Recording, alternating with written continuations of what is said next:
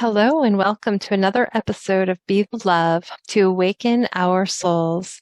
Thank you again so much for tuning in this week. I'm Stacy Musial. And I am Brenda Carey with our special guest, Dashama. We are your co-hosts and souls on the journey, and we are on a mission to raise the consciousness of humans and the planet, and we need your help. Please spread the word to your family and friends and join us every week. Consider becoming a Patreon supporter or a sponsor to help with the operating costs, like editing and the many hours we spend creating these shows with quality guests and content. And if you have resonated with our mission, support us in a way that raises your vibration to love. And if it feels safe for you, I'd like to begin by inviting you to get centered with us. I'd like to begin by inviting you to take a beautiful cleansing breath in through your nose and out through your mouth, releasing anything that is keeping you from being present. And take another deep breath in through your nose, breathing in calm, peaceful, loving energy. And breathing out anything you are ready to release in this now moment. And take one more breath in through your nose, breathing in light and love for yourself. And imagine breathing that light and love and send it back to all of humanity, remembering that you always, always have your breath to come back to. Our guest today is Dashama. She is a Renaissance woman with a global impact of over 100 million people worldwide. She is the author of several best-selling books, including Journey to Joyful, and the founder of Flow State Yoga Institute and Bright Future Foundation. She has been featured in WSJ, Vogue, ABC, Discovery Channel, and OWN, and her books, videos, online courses, and educational certificate programs have impacted millions of people globally to heal, transform, and elevate their lives with the Flow State Yoga methodology. You can learn more about Dashama and get involved by connecting on social media.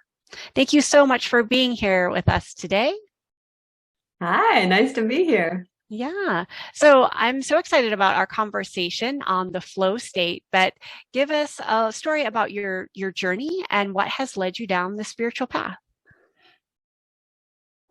It's a long response to that if you want the full story. But I guess if I was going to give like a short version, I think where it always started for me was when I was a little kid. My mother...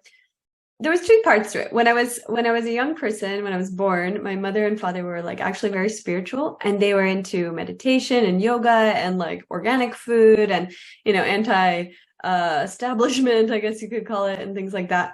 But then so we spent a lot of time in nature in the early time. And I remember in the earliest years of my life, I learned everything from nature. I really believe that nature was my best teacher. Like even to this day, Mother Nature is my number one guru. But I feel what happened was when I was 7, my mother lost her mind.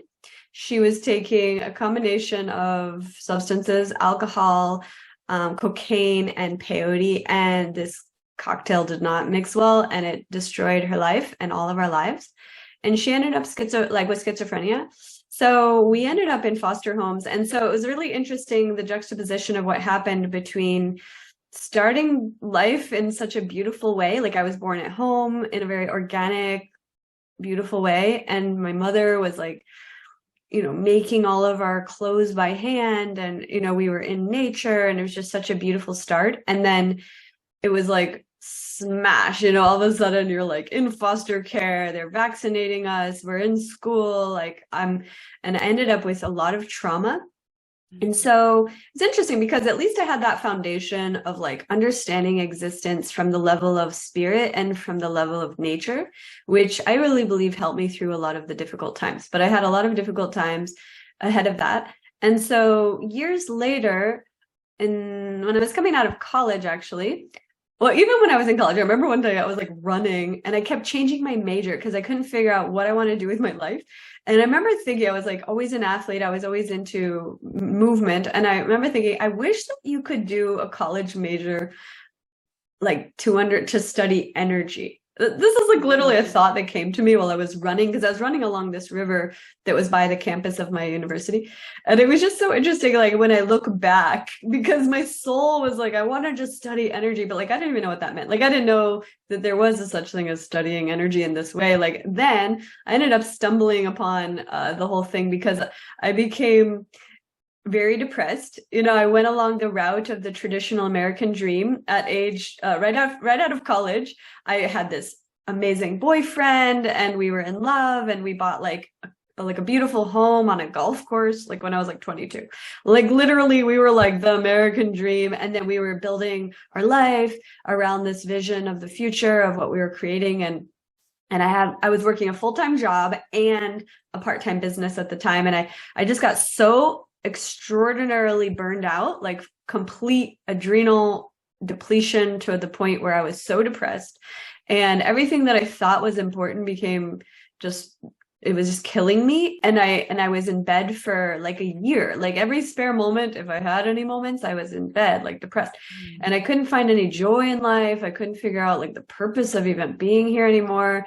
And it was interesting because I got this like really early glimpse in my adulthood of like having the American dream and realizing that's not it. And what it really was, I had to do soul searching. It was like actually one of my many different spiritual awakenings, I guess you could say, in terms of like a deep rock bottom experience that awakened me to a realization that, if you're not doing what you love, like nothing else matters. Like, your whole life is just depressing if you're living someone else's idea of what you should be living in terms of life. And so I asked myself certain questions. I started asking like, what would I do? What could actually bring me joy? And I was asking these questions, and then I remember thinking, well, I really like movement. I was always an athlete and I loved yoga. And I remember thinking every time I'm in yoga classes, I love, I had always been doing like some yoga ever since I was a kid, but I never thought of it as something you could do as a career or anything. I just was like, okay, I love doing that. I love being in that energy, and it always made me feel better. So one day I was Googling, and I actually Googled inner peace, which is funny because this was before like anybody was even on the internet. I was like, how do they even have websites? I don't know. Basically 2004, I was Googling inner peace, and I found like a yoga teacher training, and I was like, that's what I want to do. And I went, and I just like surrendered to this experience that changed my entire life. And it was so amazing because right before I started that, I was like so depressed, and I had this horrible, like, just like blah, nothing, like I was numb. And it was interesting. So I started doing this yoga teacher training. I had to get up at 4:45 every single day and like meditate in the dark. And it was like kind of a really crappy yoga studio that had like cockroaches, and it was really terrible, but it didn't even matter because it was like so out of my comfort zone to be like up at 4 a.m. and then like drive an hour to sit in a cockroach motel basically and like meditate. And then we had to do mantras, and we were doing yogasana, and then we did karma yoga, and we had to like clean the toilet at the studio for free. And I had to do all these things that were like so out of the comfort zone. And it just like changed my life. And it was so funny. I remember one day I was like scrubbing the toilet for free and singing like these mantras like Jai Ganesha, Jai Ganesha. And it was like awareness became so clear that like I had changed on a very fundamental level. The fact that I was actually in joy, like in a joyous state, doing this like thing that I normally would just be pissed about, and then like chanting at these songs that I didn't even know what they meant. And I asked the teacher, what does it mean? He's like, don't worry about the meaning. And I was just like, this teacher doesn't even know what he's talking about. Like I was just like, I did nothing else. Nothing really mattered though, because I just felt good. Like my state had changed. And I was like, it's funny because I don't even know what exactly it was, but I think it was actually a combination of all of it, like just the discipline, daily practice, and doing things out of the comfort zone. And then the actual technology of mantras and meditation and breath work and asanas and ritual and karma yoga and like this whole philosophy of yoga, like from the level of the teacher training, was so interesting because it's like a science that will change you on a molecular level, on a level of consciousness, even if you don't even know why it's working, or like even if you don't even like buy into the meaning of any of it. It's just like it still works because there's a science about like kind of neurobiology of how it starts to like rewire the neural synapses and give you like a whole new like perspective on life and like start to elevate your vibration and your consciousness to gratitude and like this like divine energy. You know, it was like so powerful. So after that, I had never intended to become a yoga teacher. And so after that, I just wanted to like share this with everybody. I was just like teaching everyone for free. And then I was like, you know what? Everyone loved doing yoga with me. They're like lining up. And I'm like, okay, I'm going to try to do this, you know, as a business. So I started like, I put some ads on Craigslist like in 2005 and I got like so many clients. And then it was like, everyone hired me. Like I got hired by the hospital, by all the private schools I was teaching at corporations. I was like literally full time. And within like 1 year, I was making like $80,000 a year just like as a yoga teacher in like 2005. And it was so interesting because I was like, I never thought you could do like a whole life around it. And I realized early on that like when you're passionate, like when you're truly aligned with your dharma and like you're doing your soul's work, then the universe kind of like shows you by like providing a lot of support. So it's like, yeah, go this way. Like all these little signs started to line up for me in the earlier time. And I remember even one of my clients, he was like a marketing expert and a rabbi, and he basically helped me launch my YouTube channel in 2006. I was one of the first people on YouTube, and I started the first online yoga challenge in the world in 2008, and the 30-day yoga challenge went viral, and it started like this 20-year movement of people doing yoga or like 15 years maybe doing yoga challenges online. And like I think it really catalyzed the global kind of receptivity to yoga because it became so common to see people doing yoga all over internet. And I was like the first person that started this movement and stuff. So it was like really interesting how it all unfolded from there. Wow. Thank you for sharing that. What a beautiful, beautiful story. And it sounds like that really catapulted your own flow state. And I know you talk a lot about the flow state, and I'm wondering how that has kind of manifested into what you talk about now. You know, it's so interesting how it unfolded because in the beginning, I always knew it was about flow because, I mean, my favorite style of yoga has always been flow, like vinyasa flow, right? So it's like actually, I think the most popular style in the world. So most people, I really believe, not most people, I'd say like a lot of people go to yoga because of that energy, the flow. And it's interesting because, I mean, there's other styles, right? There's like big, let's say like therapeutic yoga, but even those styles, they're still, you know, it's a slower version, but the energy is the same. Like people want to get more flow going, right? In their body, in their emotion, their energy. They just want. So I started to realize I've always been a dancer, and I was also like a fire dancer for a long time, and I still am. But basically the idea that, you know, everything's about flow. So flow is an energy, right? And it's a state. And that's why I love flow state. And it's a consciousness. And when you look at the scale of consciousness, I don't know if you've ever seen that imagery, but basically, you know, it's like going from like the worst case scenario, like I was saying, like total depression, like no purpose of life, to, you know, hopefulness, and then moving up the scale to like happiness, gratitude, love, and then flow. And flow is up there with like pure Tao. And I was a longtime student of Taoism, like the Tao Te Ching. And this energy of Taoism or Tao is the energy of flow. It's like the nameless, formless consciousness. And I loved that flow state is kind of like the English translation of that. To me, that's really the message. It's like, to understand that there is this realm of infinite existence, and we'll call it flow state. We could also call it Tao, right? So the energy of like infinite existence, God consciousness, divine spirit, whatever you want to call that. You know, people call it many things, God, but it's like a vibration, right? And like when you're in that energy, things are just going well, right? So it's like you're healthy, you're feeling good, there's happiness, there's joy, there's like manifestation happens faster in that field of pure potential. You know, it's like you're tapped into the Akashic records and you're able to draw in whatever's aligned for your soul to manifest its greatest purpose. And so I love that field of, you know, living in that realm.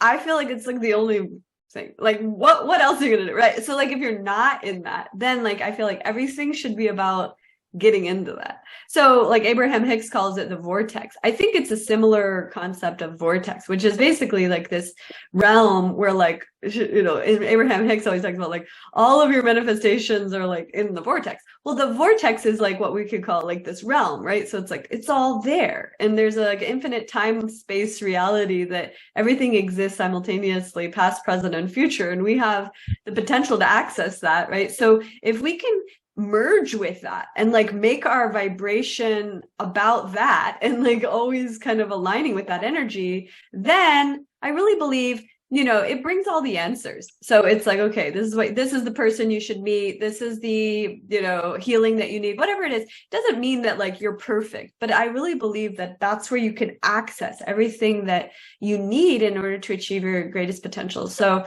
flow state to me, I think, is a little more expanded definition than some of the psychological definitions. And, you know, you see it in different groups that they've defined it. They have science about it. It's really wonderful.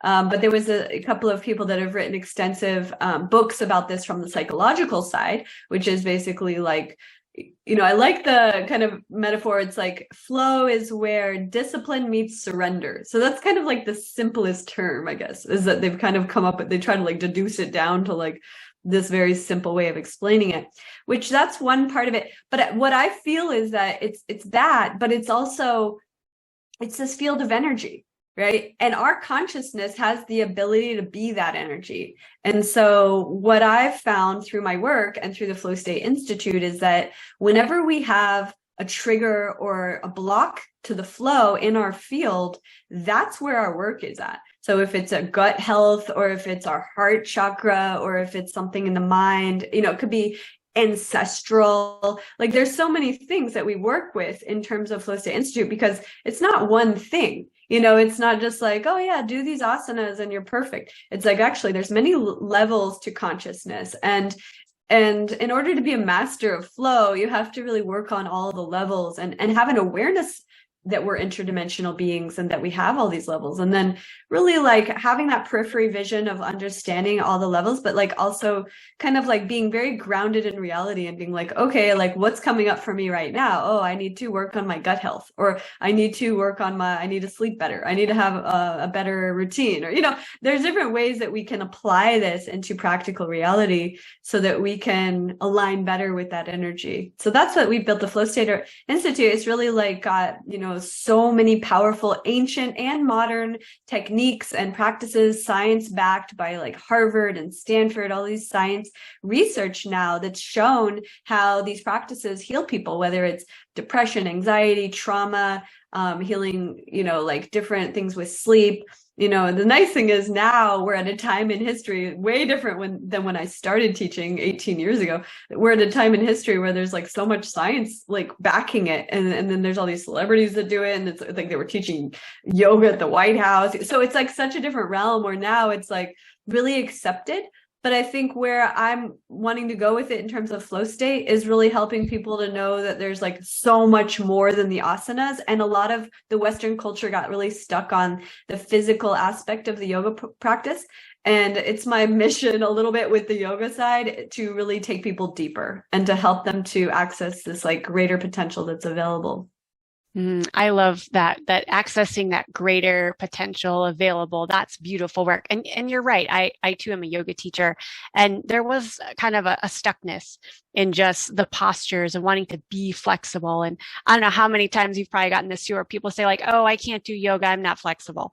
I mean, I've heard that so many times, but they're all thinking on the level of the body. And yeah, I always talk to those people. I start talking to them about the fact that yoga is just not even about that. Yeah. And then they go, oh, really? And then you start to explain, oh, we have like so much more. That's like this amount.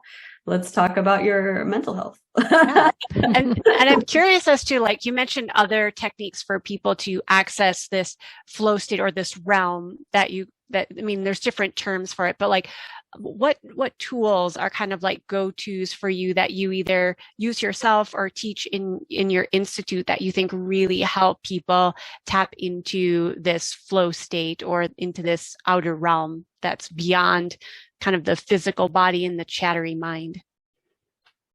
So there's a few, I mean, all of them are good, but then there are some that are like higher technology. What I would say higher technology means it gets you there faster with less effort and more directly, right? So what I've noticed, because, after 18 years, you teach all these things and then you realize, okay, like if you were going to deduce it down to like just more simplified, right? What would be the fastest route to get people to that state, right? Because you say, okay, you need to do all these things, but like, okay, what's the direct? So I think that if you were going to give somebody one thing that kind of like surpasses like so many barriers is the breath, right? So your breath, it's interesting because everybody breathes. So the nice thing about the breath is that it's a form of meditation. So you're putting them into a meditative state, but with the certain different types of breath techniques, you're altering their state and they can feel it immediately. That's the nice thing, because a lot of times, people, they want a result right away. We're in a very instant gratification culture. So it's like, okay, I want to feel something different. And if they feel it immediately in a way that feels like effective, then they're going to be more likely to stick with something. And especially if you can tell them, and you don't need to do more than like 5 minutes a day, now you're also helping people to create discipline, because they're going to be like, okay, I could do that 5 minutes a day, or like, but if you say you need to do this every day for 90 minutes, now you just lost 95% of people, because most people are like, okay, I don't have time. So anyway, the breath is super interesting because they even say now, like, the breath is the new yoga. People try to say that. Breath is part of yoga. So it's not like it's the new yoga, but, everyone wants to have a gimmick around things.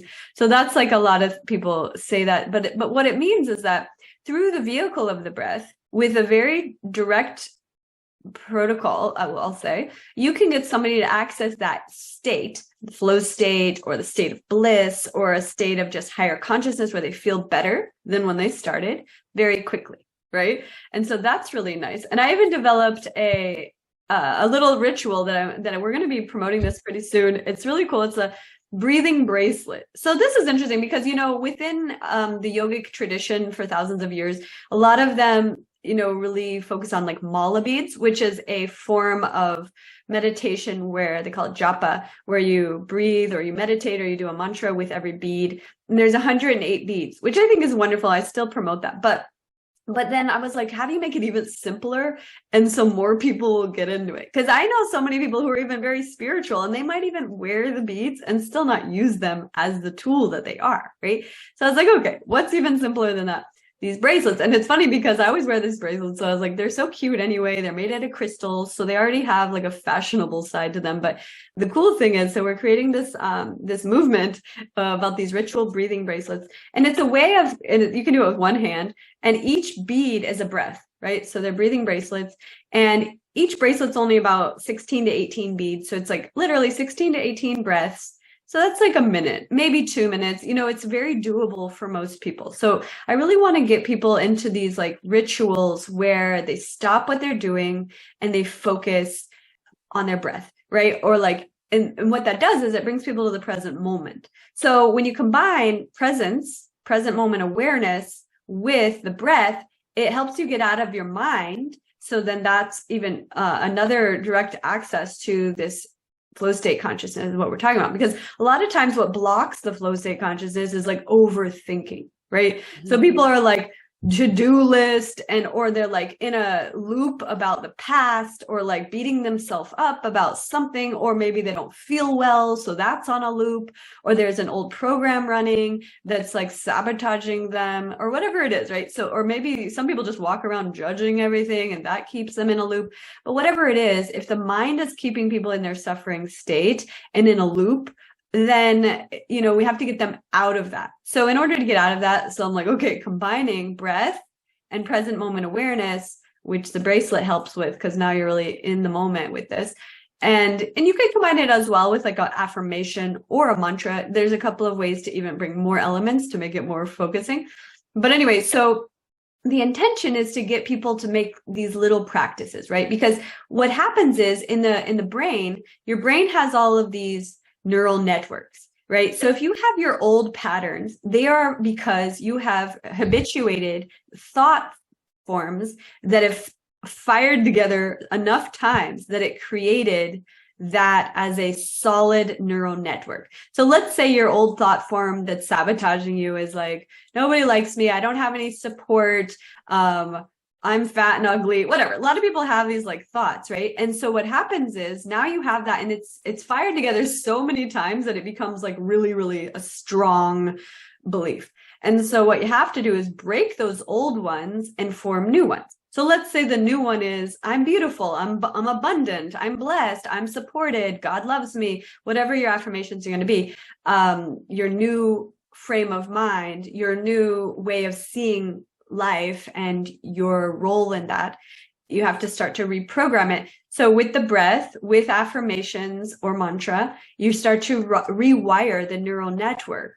Now, when you say it repeatedly, at least once a day, let's say, now you're going to start to wire, they say neurons that fire together, wire together. So let's say 30 days is the statistics where they say at least 30 to 60 days, you need to do something repetitively, and then you start to create a new habit. The new habit, all that really is these neurons fire together enough times, and then they go, hey, we're just going to like stick together because we're now like firing together so often, we're just going to become solid in this new habit and this new energy. And so that's how you create new neural networks, and that's how you create new programs. And so this is how you can transform your consciousness very simply. It doesn't have to be rocket science. It's literally just breathing with a bracelet. You don't even really need the bracelet, but I'm just saying, like, this helps people to remember. But the idea that you want to reprogram the consciousness and get it into a state that feels like it's affirming your energy in that higher vibration, right? So like if you're saying in this consciousness, I am supported, I am one with the divine source of life, for example, that energy is flow state because it's all in this higher vibration. So when you're continuously in a higher vibration and a state of total like openness to the divine, that's flow state, so there's different portals and like different aspects of it, but that's the way I look at it. So that's why, I was like kind of a happiness expert most of my life. And I think part of it was just this, it was like, being in this happiness or joy or love or gratitude or appreciation or like all of these higher vibrational states are in the realm of flow state. So the more that you stay in that realm of energy or find your way back there when you get out, then you're living in flow state. And then, there's like miracles can be unfolding all the time in that realm. Absolutely. That's so beautiful. I think that's really important. And, it's because I think there's a lot of people that, they might get there very momentarily, they'll experience it, and then they'll drop down, like something will knock them out. And so I think the trick is to really, I don't know if they want to call it a trick for lack of better words, but like, to be able to get yourself out of that state, right? And to bring yourself back up. And so when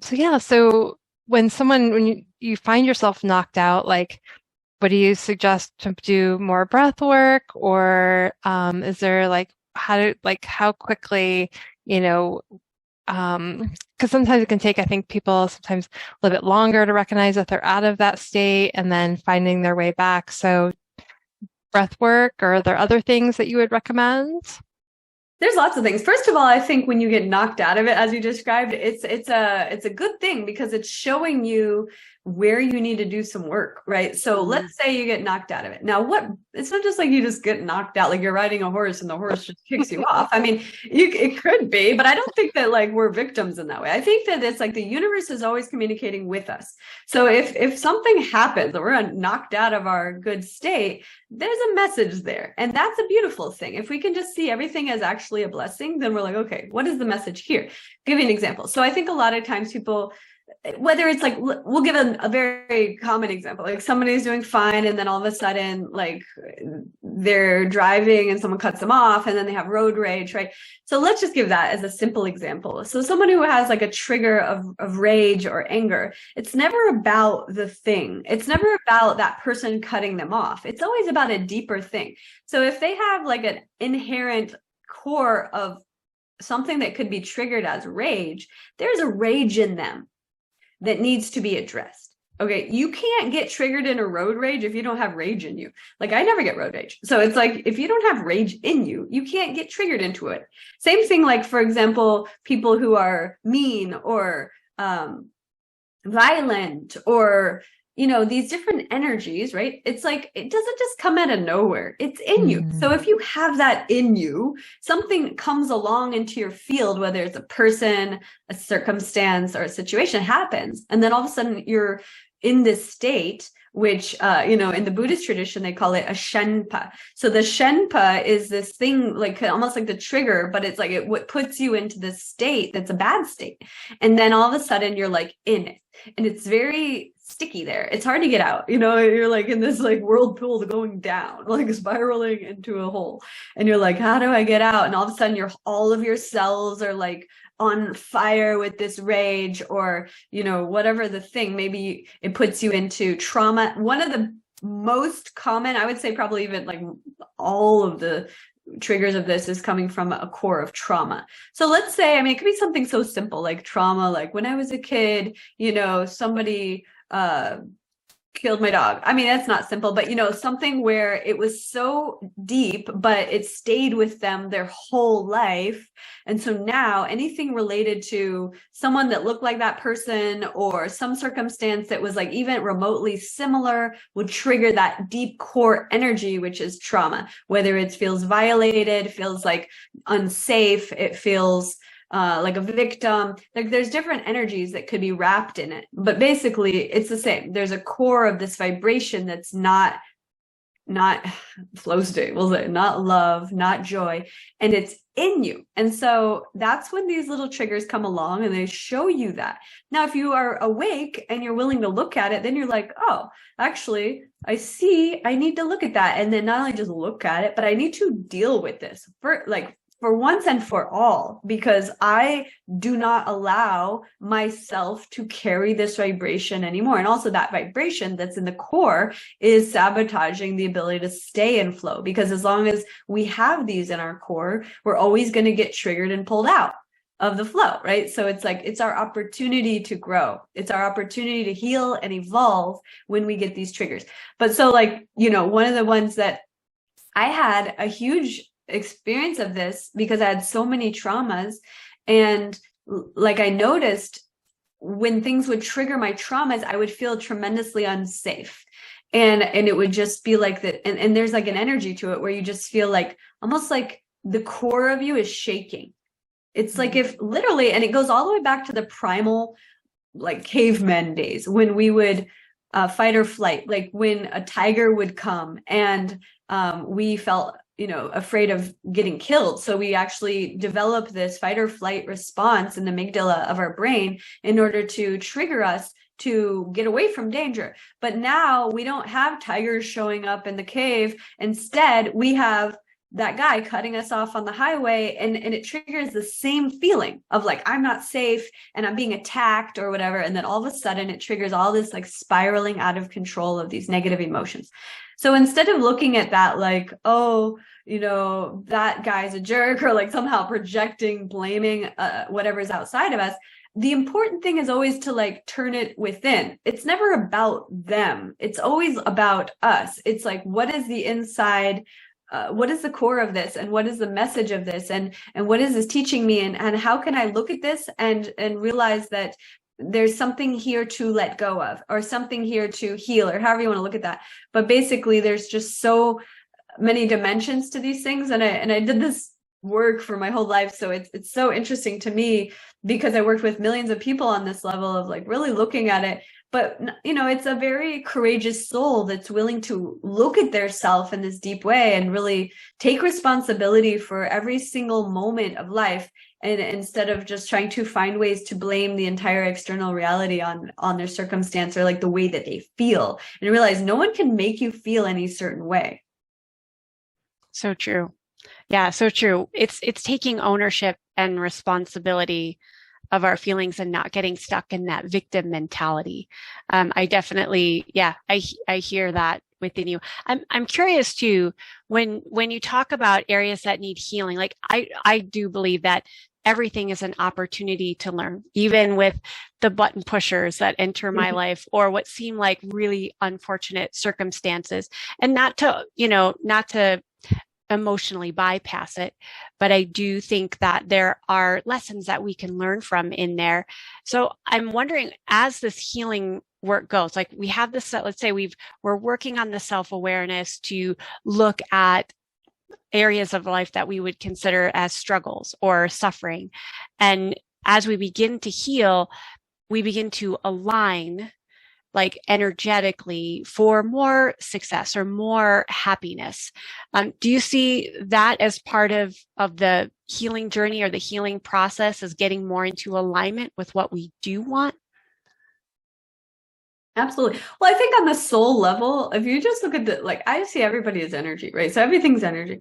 On the very core soul level, we're already there, right? You're already bliss. Like there is no needing to heal on that, right? There's like this kind of interesting thing because the soul is tied to the physical realm in this body. So in the realm of this body, we carry all this memory, right? And it's even interesting because it's all the way back to like ancestry. Like I did a lot of work into my ancestors, and like the deepest ancestors was like the very origin of humanity, 10,000 years or 7,000 years in Egypt. And I mean, a lot of work I did there. And I realized, it's interesting because we carry programs from all the dimensions and from from our ancestry, thousands of years, and it can be carried in this physical body right now. So it's interesting because a lot of times people can even wonder, like, why am I this way? And like, why does this bother me? Or, maybe they've done inner work and they have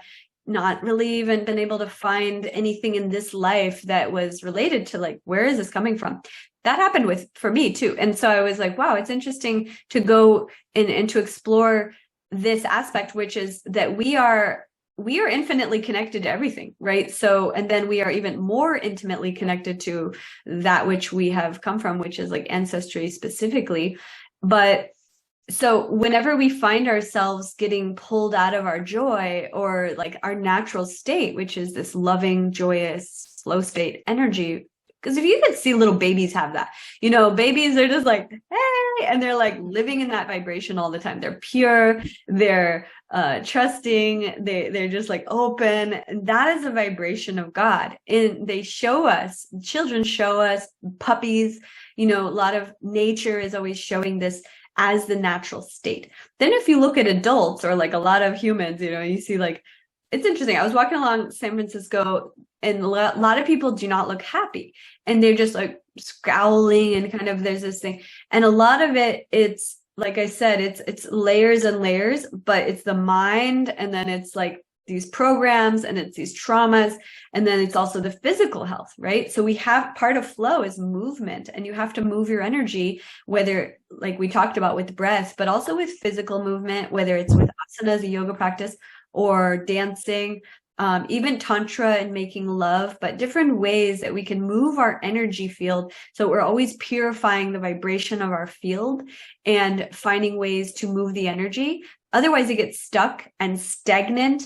And that's a whole nother thing that can block the flow of energy and prevent us from like being in that natural state of joy. And it's also our rituals. That's why I'm so into ceremony and rituals. Because if you think about it, you wake up in the morning and like so many people, this is like talked about a lot right now, but it's like a lot of people right away get on the phone, check social media or email, or, they do all these things that do not raise their vibration. And then it puts them into this alternate state of like comparison or like to-do lists and that. Instead, what I love is you get up and go do something immediately that's moving your body, breathe. Exercise is wonderful first thing in the morning, and like meditation, doing things outside in the morning, like whatever, and drink a lot of water, but just doing like a totally different approach to your routine and ritual and ceremony, and then just stretching that energy so that your whole day and your whole life can become a ritual and a ceremony, and that you can continuously like invoke this state into your like all aspects of your life and all aspects of your day. Absolutely. I think ceremony and ritual are so important. I know that that makes a huge difference for me in my life. When I wake up and find the things that I'm grateful for, I meditate and breath work and exercise, and it just shifts the energy. And you mentioned too about, where there's so many factors that people are walking around with, right? Like the ancestral and the, things, there's multidimensional pieces, right? And I think because healing is very multifaceted, so it's so important to look at ourselves and look at the different pieces that are coming in and recognizing that we might be carrying, our grandmother's, beliefs but that awareness, right? It takes so much awareness for someone to really start to look at those things. And so, I'm just wondering because like you said, like we have these layers, right? The layers of the, so to speak, onion that we're having to release. And so just, giving someone a tool. I know you named breath work. Are there other things that can help people just start down that journey of, self-discovery and, opening that onion so it doesn't become maybe overwhelming, but just beginning to peel back the layers? Absolutely. I mean, I think it depends if people are starting out like at zero, meaning they've never done anything in the consciousness or, in this realm, or if they're kind of like, maybe they already go to yoga class or something, but they're looking for a deeper journey. There's so many different avenues, right? And even I've worked with some of the most enlightened people on the planet, like Sri Ravi Shankar. He still talks about meditation, every day. And like, it's a beautiful thing because as you get deeper into a spiritual journey, you realize it's an ever unfolding peeling of the onion. So it's not just like, oh, we want to peel away the onion, and then after a year, you're going to get to this thing. No, it's just like your whole life becomes that because it's a beautiful thing. It's not like a chore, like, oh, I got to do this peeling the onion. No, it's actually like so amazing because the more layers you peel away, you get closer and closer to the true essence of your soul being the divine expression of everything in your life. And so however much you can put into that, whether it's time or energy or, just like excitement about that journey, is how much you're going to get out of it. So that's the nice thing. It's like an investment bank account. It's like you put energy, time, money, and everything into your development of this aspect of self, which is like the true essence, the consciousness unfolding, the lotus flower of your beingness.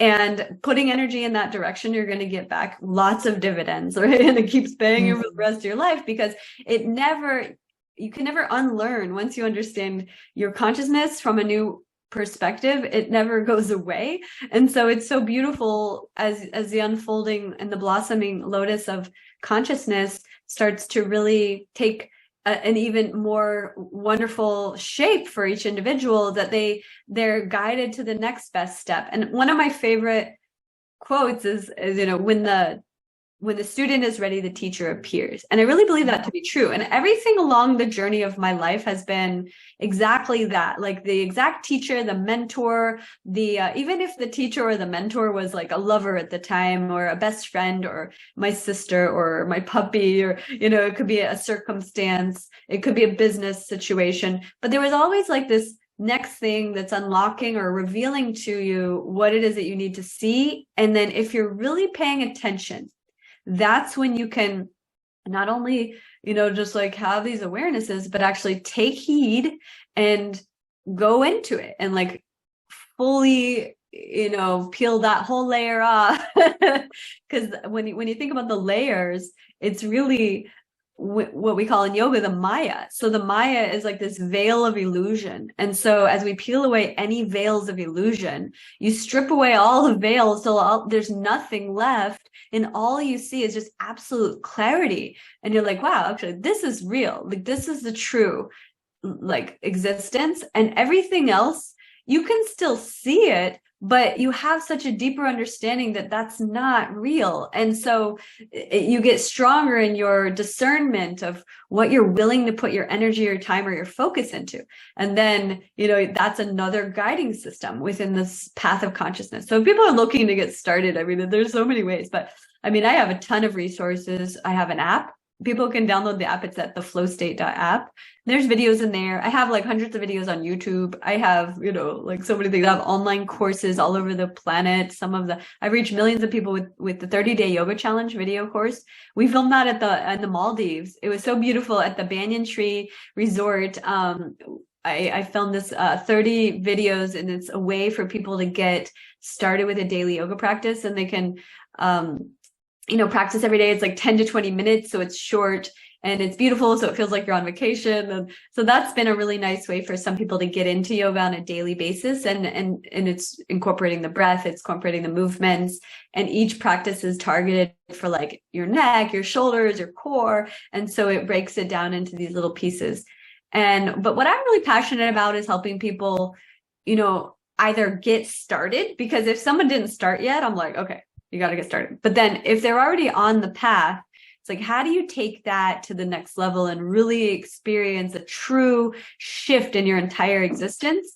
And for me, that happened through yoga teacher training. So that's with the Flow State Institute, we have a teacher training, and it's online, and people can dive into it. It's hundreds of hours, and they become fully certified. But it's a life-changing healing experience because they go through all these different programs, practices, hundreds of hours of video training, and it changes your life from the inside out. But then it also gives you like a vessel on how to share this with others. And I really believe something that Tony Robbins always says, which is the secret to living is giving. So if you learn something that helps you, it is literally our responsibility to share that. And so that's why I created the teacher training, so that people can share these practices with their family, the loved ones around them, their community, or even take it bigger and make a whole life career out of it. But basically that, if you know how to change your own life, you know how to transform your consciousness, you know how to heal your ancestral karma and all sorts of things, you should be sharing that with your loved ones. You don't want to be the only one living in flow state and everyone around you suffering. That's true. Well, thank you very much. We will definitely put those links that you provided for us in the show notes, so people can contact you and they'll know where to find you. As we wrap up, is there anything else you're currently working on that you'd like to share with our listeners? Yeah, actually, so I was mentioning it a little bit earlier, but so part of this bracelet thing, it's my foundation. So I started this nonprofit. It's called Bright Future Foundation, and the acronym is BFF. And I don't know if you guys, I think we're all in the same kind of age category. Like when we were kids, we always had like these BFF necklaces. You had like, right? Did you guys have that? Yeah, with the broken heart. Did you have the broken heart? And you get like one half each. It's super cool. But anyway, I'm bringing sexy back with that, but without the broken heart piece. It's gonna have like a cuter pendant, but basically it's gonna go with the bracelets though. So basically it's brightfuture.org, but we have what we're calling the BFF gift club. And it's a way that I created, because one thing that always was like so beautiful for me is like giving gifts to people that I love. So I was like, it'd be so fun is to be able to create an opportunity where people can build a gift box for their loved ones, their friends, their family.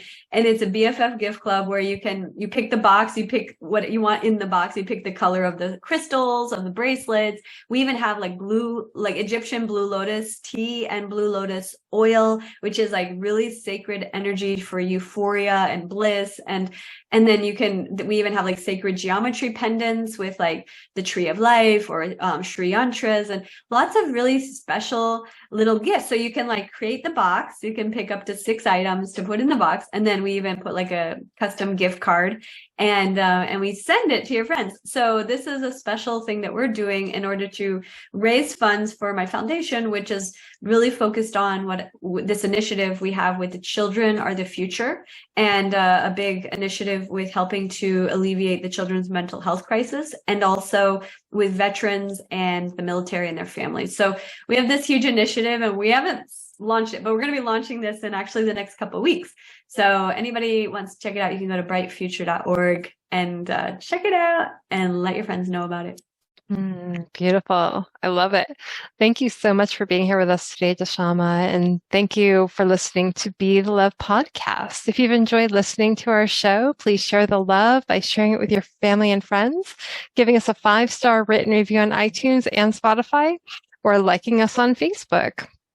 And please consider supporting our mission to awaken our souls with a monthly donation that helps us with the operating costs of this podcast so we can continue to spread the love.